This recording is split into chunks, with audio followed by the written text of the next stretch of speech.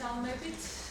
ჩვენ რაღაცა ახალი სტუდენტიც ყავს, ამიტომ ძალიან მოკლედ გეტყვით, რომ დღეს თქვენ ესწრებით შემაჯამებელ მგონია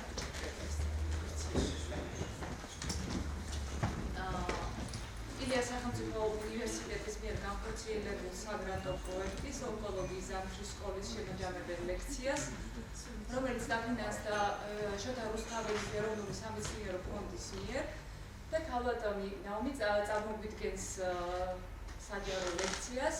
ქალბატონი ნაომი გახლავთ ნიუ-იორკის უნივერსიტეტის მედიცინის დოქტორი. კარგი, მაშინ თავად წარადგენს საკვეთარ თავს.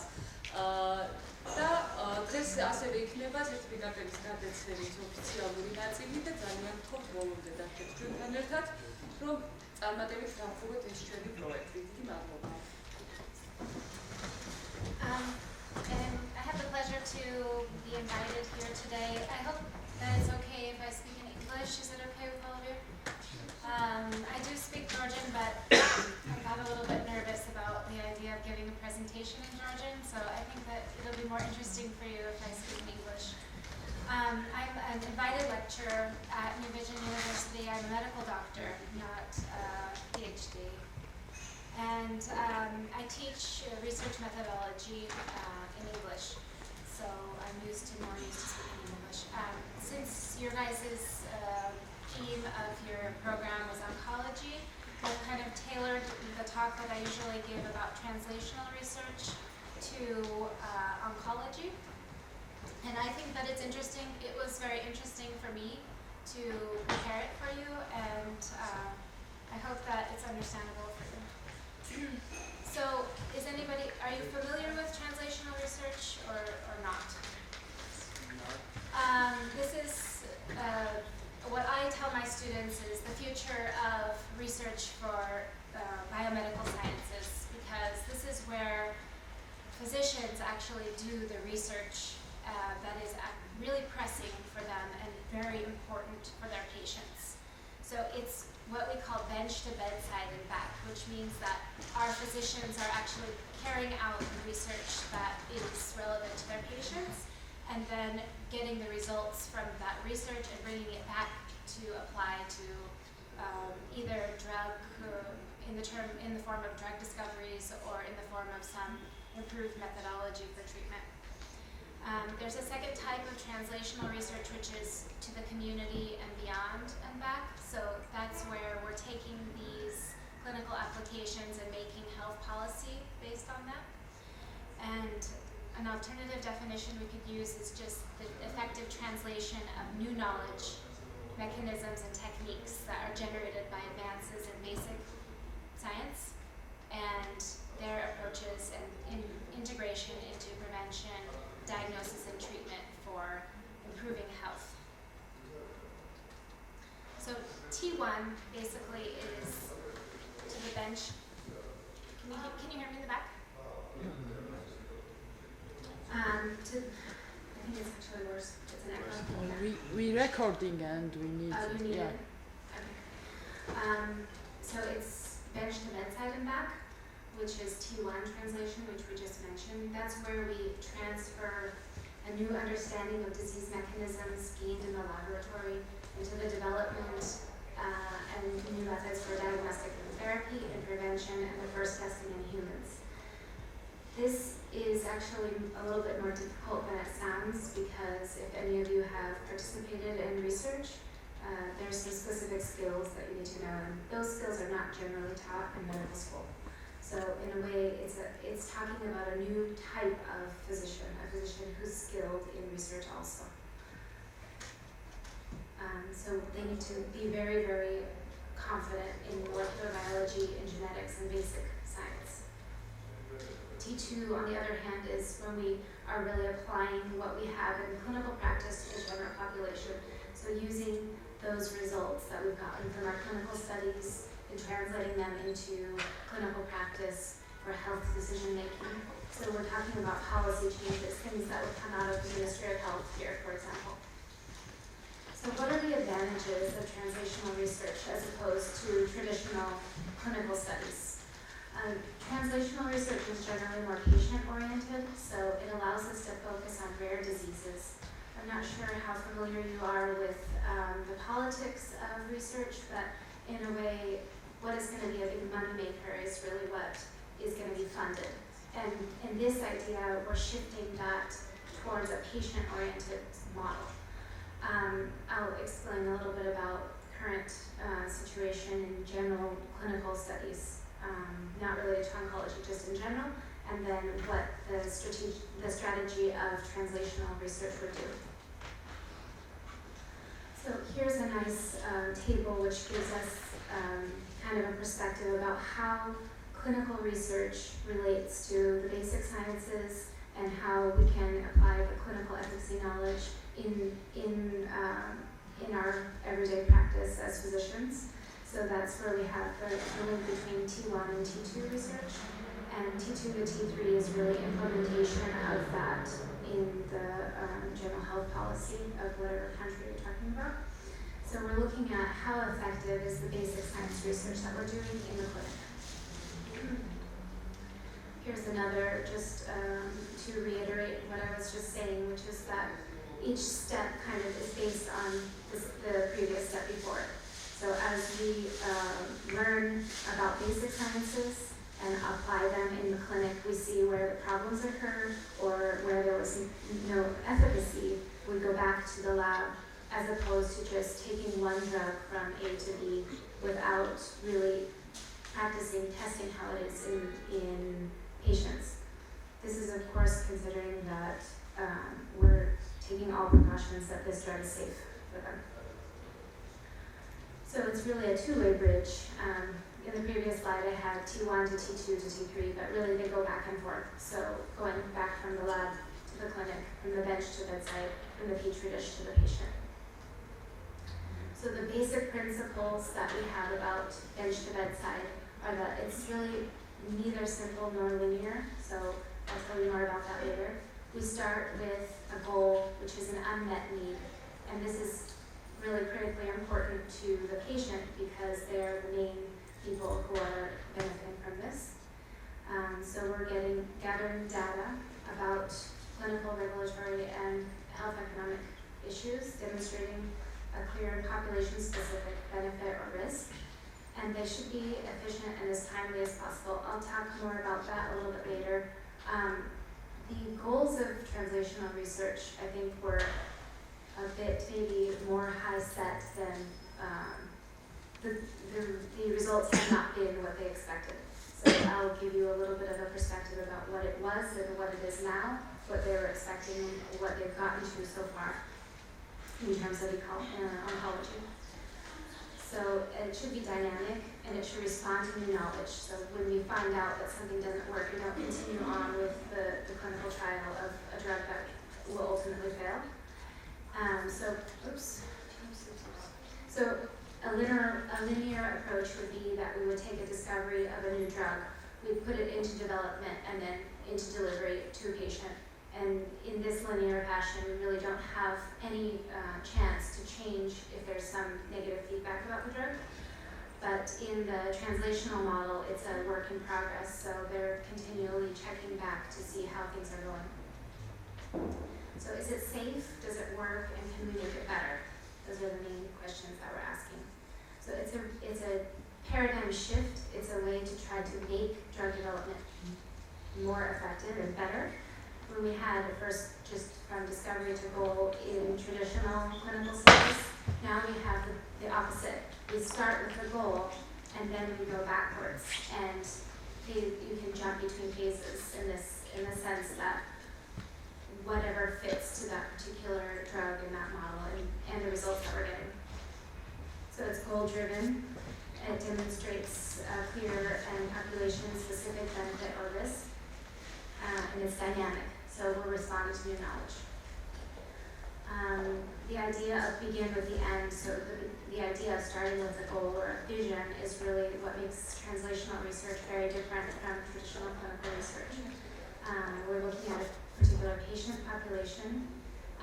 What is the threshold for that population? How are they able to tolerate the particular drug? What method of delivery are we using? what is the potency, the dosing intervals, drug interactions that we need to look at and consider. So in general, there's some very major concerns about basic standard clinical trials and clinical research, that they're extremely expensive, which I'll note on, that they fail to recruit adequate numbers of people. They don't start on time, and they might not be asking the right questions. And to me, that is the most problematic of all of these criticisms about traditional clinical trials. So, talking about studies costing too much, costs basically have risen a lot in the last couple of decades. And they're much more expensive to conduct in the US. I'm not sure how to relate that to clinical trials in Georgia, and I think that they're probably considerably less expensive. I know that there are several clinical trials that are going on in Georgia now, so there is, I guess, a good population for that. But in the US, a randomized study of 8,000 patients would cost $84 million. So about $10,000 per patient. And even then, we're just talking about moderate stress angina. So we're talking about something that we already really know a lot about. If we think about oncology studies, then it'll probably be a lot more expensive. So why is failure to recruit people a problem? Well, basically, in the US, enrollment rates have really dropped. And every single day that they're not getting the adequate enrollment is equivalent to about $8 million. So they're losing time in collecting an adequate patient supply. And if we don't have enough patients involved in our studies, then we're really not getting the proper randomization that we need, which is going to affect our ultimate outcome. And it won't allow our study to be applicable to the general population, even statistically. But I think the biggest problem about these statistics is that there's a really low MD participation. So physicians really don't have an interest in participating in medical research, biomedical research. And this presents a big problem because physicians are really pivotal in applying all of these studies that are going to take place. So to give you an idea about the cost and the amount of time that it takes to develop one single drug, it's generally about 15 to 20 years.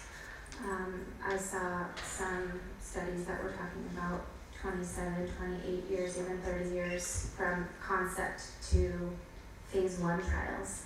So that is like a huge amount of time, basically a huge lag, and patients are dying during that time. The direct costs are about $400 million.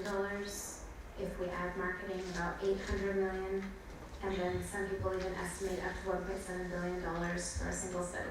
So if we think about a study not even being effective, or we're talking about just getting it through the first phase, phase 1, which is safety in healthy subjects, then the translational approach seems a lot more logical. And also what I think is the most important is that we don't ask the right questions in these kinds of studies. So when you're doing a study, we're often using a placebo, and they don't really examine if this is a better option than the existing treatment. So that is a big issue for a clinician, because what they really want to know is it better for me to give drug X or drug Y for their patient? That's their real issue. And also there's an orientation for molecular mechanisms, which are really not relevant to patients at all. So, for example, changes in blood markers or imaging results rather than in health or symptoms. And they'll often enroll homogeneous patients, so patients that are all really similar, so we really don't get the true variation that we need with a properly randomized study. So basically in 2006, the idea that translational research would be conducted in academic institutes was pretty much laughed at in the US, because big pharmaceutical companies are so invested and interested in developing new drugs, they really don't appreciate this kind of a model where it's patient-oriented. So the physician is saying, look, this is the real problem that I have with my patient, and what can I do to make it better? Luckily, this was actually disproven. So the idea that what will translational research be able to do, and I'll tell you more about how that was really done, basically with a big amount of funding from the National Institute of Health in the US. So the main principles that are oriented around translational research are that there's a disease area that focuses on multiple targets. There's a strategy from the beginning to really help with a development plan, failure of the norm, so a no or go or no-go criteria, which I think is really important. It allows the researcher to stop the study if they feel that this is not working. And that is what's going to ultimately save the amount of money in the end. And a big importance on safety and efficacy of biomarkers, being able to correctly identify patients, and I think that's very important for oncology, and response prediction. Also, being able to really adapt what it is that they're learning, so apply learning iteratively. So when we move on to translational oncology, at this point today, we're talking about roughly 10-year history of the idea that oncology research can be approached in a translational manner. This has really shifted in the last 10 years with introduction of very sophisticated molecular tools into the clinic. So clinicians have access to the kinds of things that we're not able to have access to before. That was relied on only on basic scientists. And also the biology has really improved in terms of preclinical studies because of the understanding of roles of inflammation, and also about alterated intermediary metabolism of carcinogenesis. So this is actually a paper, this is from a paper that was published in 2014, so now 11 years on, but what their main summary was is that the diagnostics have really revolutionized the ability to molecularly characterize human tumors, and so now there's a molecularly targeted type of treatment, which is much better than the more broad cytotoxic kinds of treatments that we know, and anti-cancer therapies.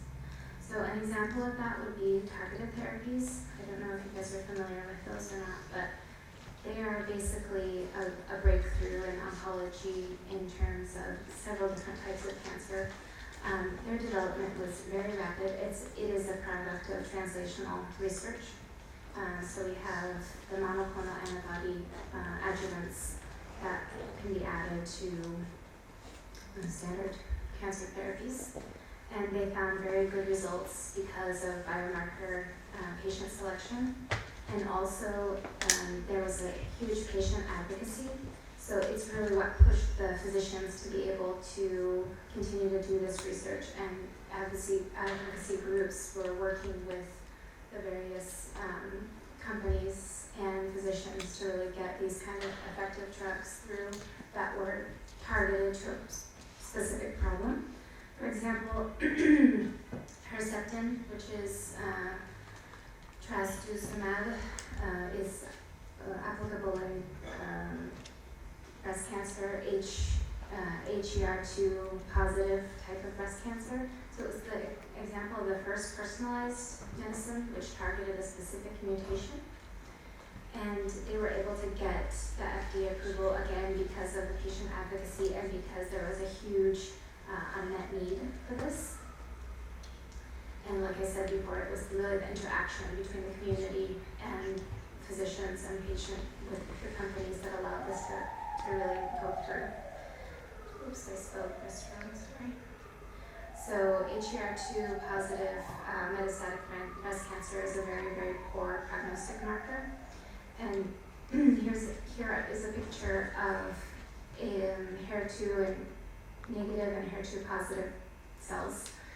These are proteins that are expressed on the cell surface, and in HER2 positive breast cancer, the rate of multiplication of those cells is extremely rapid. So it's basically a death sentence for people who have HER2 positive breast cancer. Or I should correct myself, it was a death sentence. And the reason that it was a death sentence and isn't anymore is because of this drug called trastuzumab, which is actually a monoclonal antibody, and it binds, I have a picture of it here on the screen, it can bind to the receptor, which prevents the downstream signaling pathways to be overexpressed. So after the development of Herceptin, the prognosis of this kind of breast cancer had a 20% difference in disease-free survival at 5 years. This was with adjuvant, I'm talking about adjuvant therapy, so in addition to standard treatment. And it reduced the risk of cancer returning by 52%. And 3 years later, 85% of adjuvant trial patients were cancer-free.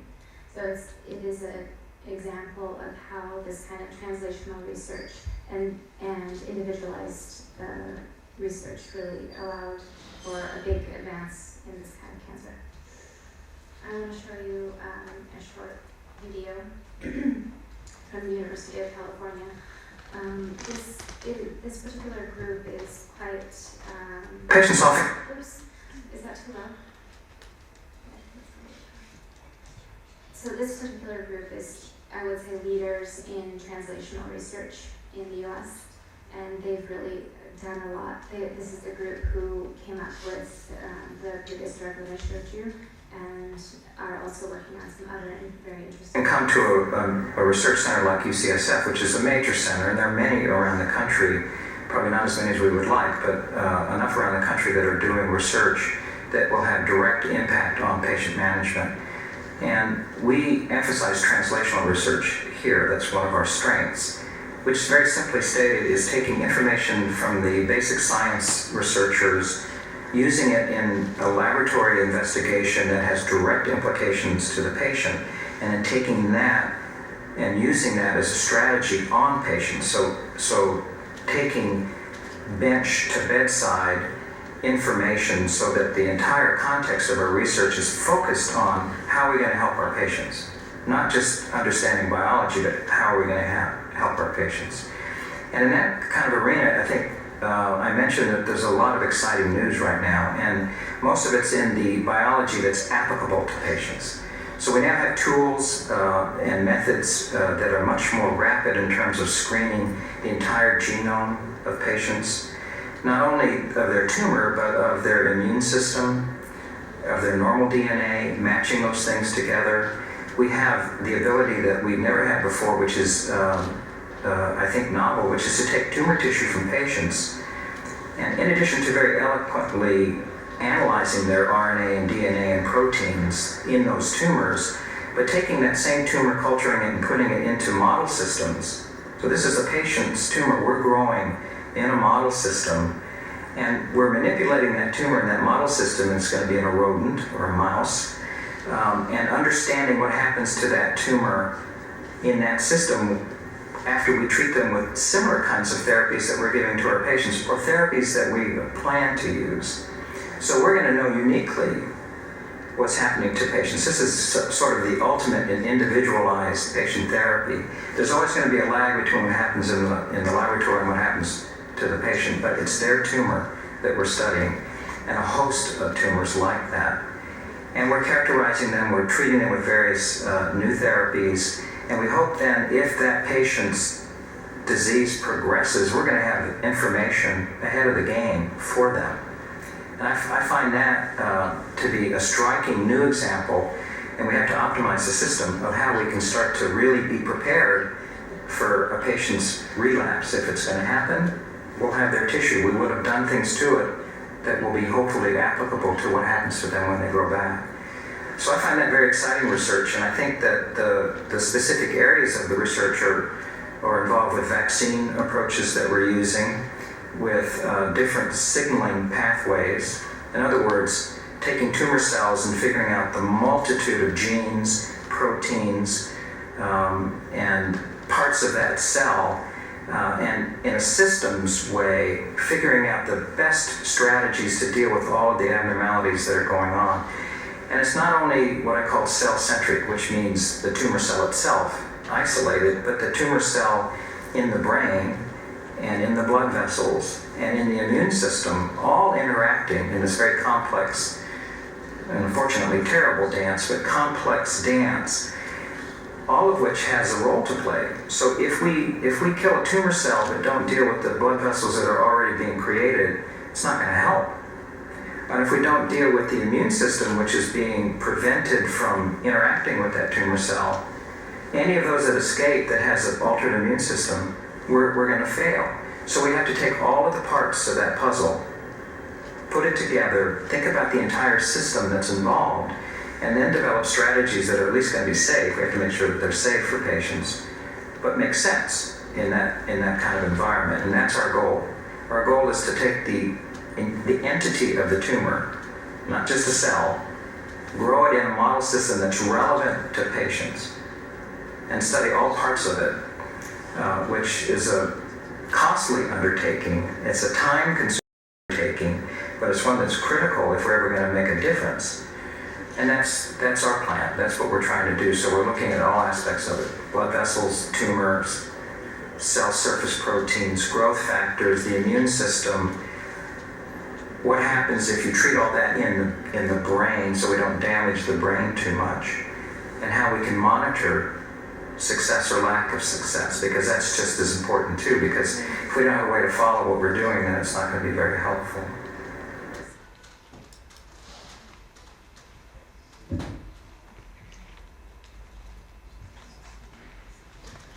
So what I think, when I said that I would compare what hopes they had, this video was taken quite a few years ago. So in the 8-year period of time, I spent 2 years as a medical oncology fellow here at UCSF.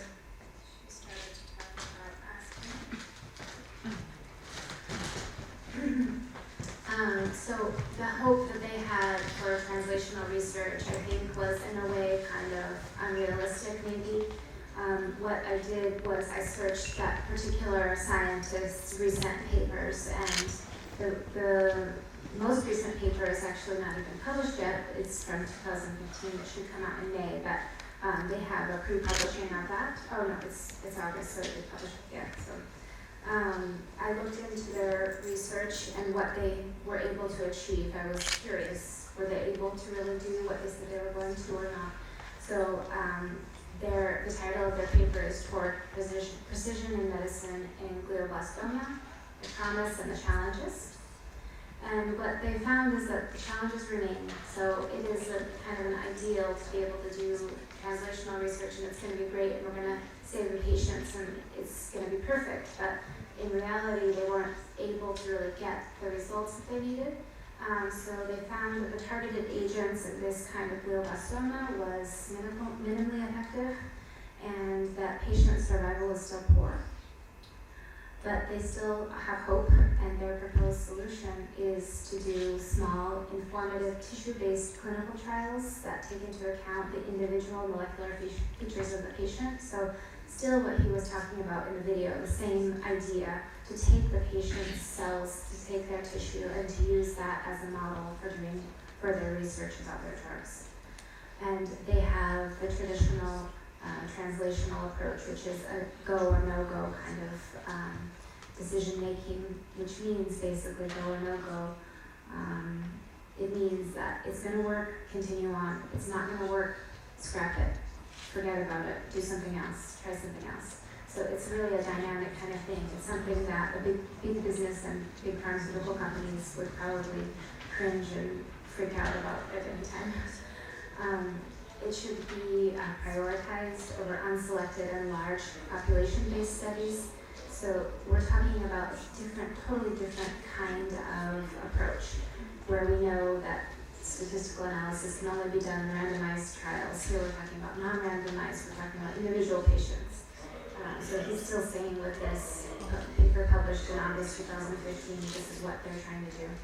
Early signals of efficacy or proof of concept need to be quickly validated with the goal of final proof of efficacy in controlled trials. So when they get a hint that it's going to work, then they go through with the controlled trials. I think that I still think that it is going to be the key, the pivotal type of research in oncology. A similar type of research is going on at the University of Pennsylvania, where they're looking at stem cell infusion for better prognosis in pediatric neuroblastomas.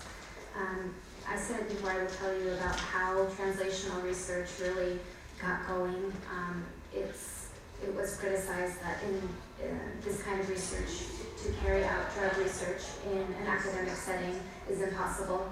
But the National Institute of Health, the American big institute, actually decided to fund $5 billion to 60 institutions, so they put a whole lot of money into it. And this is one of the outcomes of that CSTA program, which was checking about stem cell,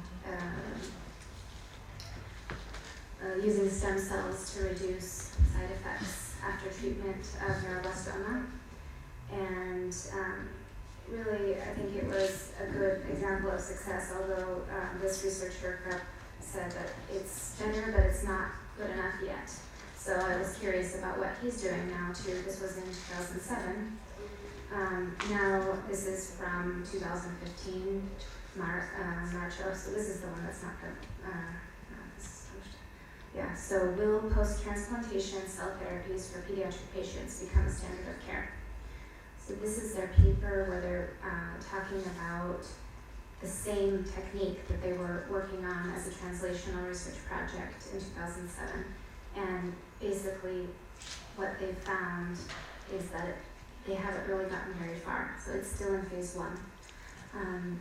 It is a big challenge to really actually carry out this kind of research. So it sounds great, but to actually do it is another story.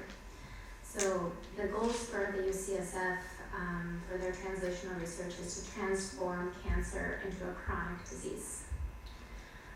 They want to uncover cancers that are driven by a single pathway, but have maybe, which would allow them to do more targeted drugs. And that their patients are their teachers. So if a group of patients has a different outcome, then why do they have this outcome? There are many hurdles for patient-oriented translational clinical researchers. Like I said at the beginning, they need a special kind of training, a different kind of training, which I think is going to be more and more popular in the future. But up until now, this has been kind of on the job. So they've been working part-time in the clinic, working part-time in the lab. Funding, especially for orphan diseases or childhood diseases, needs to be more prevalent. This is, in general, not very hot topics because there's not a lot of money to be made, and at the end of the day, that's really what it's all about, unfortunately. So slow results. The idea of go or no go, the idea of stop doing the research if it's not working is a good idea, but it's still slow. So we need to get that time, that turnaround time down from 28 years or 26 years down to 2 years, 3 years. There's many regulatory burdens. This is worldwide because we have to prove safety, we have to prove efficacy for our patients. Human rights. And then the traditional metrics of success may be inadequate because we're really talking about a whole different type of thing. So future perspectives would be the improvement in the molecular tumor classification techniques that will allow widespread application for patients at diagnosis and disease recurrence and during therapy, and supporting the continuous adaptation of therapeutic approaches to evolving tumor characteristics. woman from UCSF, a leader in drug translational research and new drug discovery in cancer, said that her goal for any patient is that if any patient hears you have cancer, to them it doesn't mean that they're going to die. So if you hear you have cancer, that patient will expect to live a meaningful life. So, translational research, is it mission impossible? Proceed cautiously, hang in there. Preclinical testing is essential. Usually testing in multiple species is required, but other ideas might work too. So here's some references. Thank you for your attention.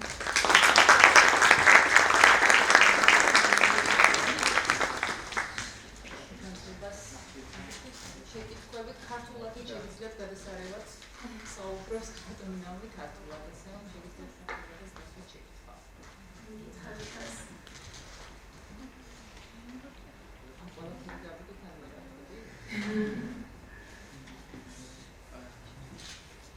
Okay, I have a question. Safe topic from the Business Academy. First of all, thank you so much for such interesting presentation. And really I agree with really we need such research for especially for cancers and for tumor. But I have a question about the research about invasion and metastasis also, because really the second problem after cancer, patient having cancer, is metastasis to another organ and surrounding area. So what about this study? There is also a study about this research also about metastasis and invasion of cancer? That's a great question. I'm sure there is. I really am not qualified to answer that. I don't know. But it's something that you can look up. Just search PubMed, metastasis, and translational research. The idea is really that any kind of medical problem that's relevant to a patient can be researched in this kind of approach. And I have a second question, please. Also, as I understand that they start research for cancer before just 10 years? No. This kind of model of research using translational research models, so where the research is being carried out in the university, where the physicians are carrying out the research, that's been going on for about 10 years. So you expect like after 20 years there will be some? Well, I think that even now they've had amazing results with 3 drugs that are related to monoclonal antibodies, and that is also from advances in molecular biology and genetics, where we really understand more about the genetics that is involved in cancer. And I think, of course, there's going to be many advances. Thanks. Thank you very much. First of all, do you know any research projects in Georgia running, and what are the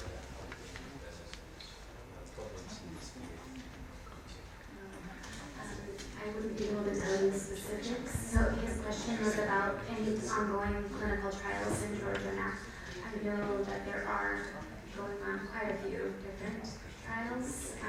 One is for example, Eversea Clinic is conducting a trial that is through Pfizer, if I'm not mistaken, about migraine headaches. I think that there's a large population base in Georgia, so it has a lot of potential because patients in general don't seek medical care early, and there's not proper prevention set up. So there's a lot of patients who are sick who wouldn't be in more developed countries. So there's a huge potential really to do more clinical research.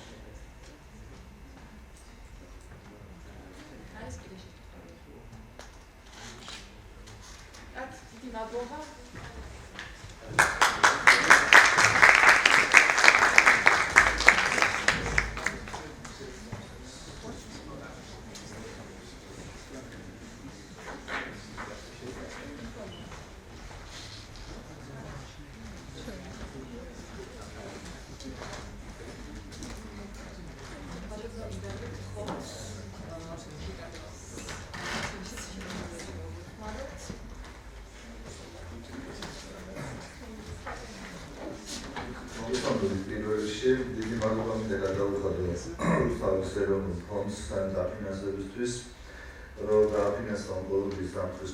დიდი მადლობა მინდა გადავუხადო აგრეთვე ყველა იმ პედაგოგს, ვინც მონაწილეობას იღებდა აი ამ ლექციების შესახებ. დიდი მადლობა მინდა გადავუხადო ყველა იმ მონაწილეს და დღევანდელ დამსწრე საზოგადოებას. დღევანდელ ჩვენ ლექტორს თქმა უნდა უზრუნველყოფს. Thank you very much. მე მინდა გისურვო წარმატებები და უფრო მეტი სემინარებზე დასაბრუნდებით, რადგანაც თქვენ ცოტა გამოვიდეს და შემდგომ გამოიყვანოთ ეს თქვენ პრაქტიკაში. დღევანდელ დღეს მინდა შესაბამისად მონაწილეები მიტანდებოდეთ განიცდეთ სერტიფიკატები. თამარ ესმანჯია.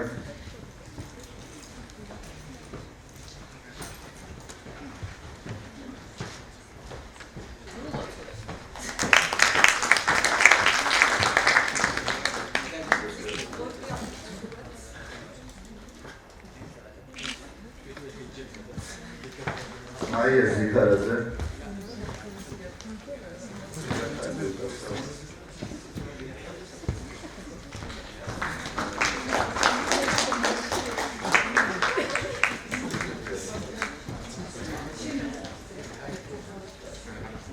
Nina Espangia.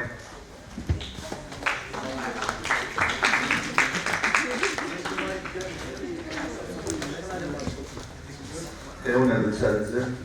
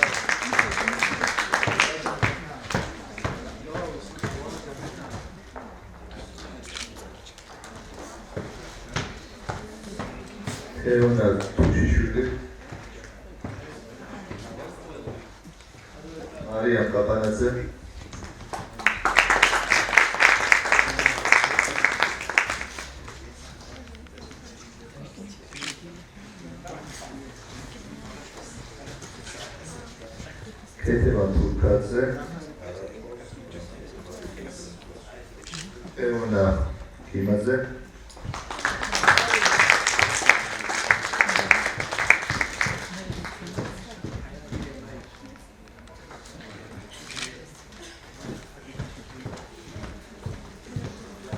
გიორგი ივაძე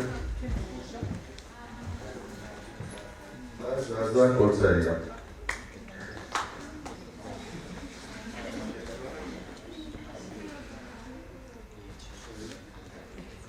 მე მინდა შევეძლო Naomi Hoyle-ს გადავსწრეს ერთი დეგადი დიდი მადლობის მომწესრიგებლად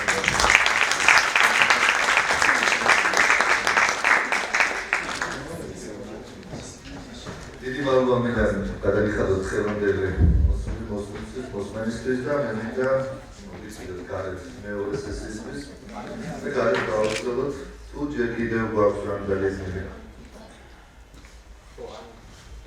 დავამატეთ რომ ვისაც გაქვს სურვილი წაიკითხა კვლევებში და ფუნდამენტური ტრანსლაციის კვლევებში ამ სკოლაში საფუძვლზე შეს ლაბორატორიაში ეს ლაბორატორიის კარები რია და სურვილისთვის და დაინტერესებისთვის.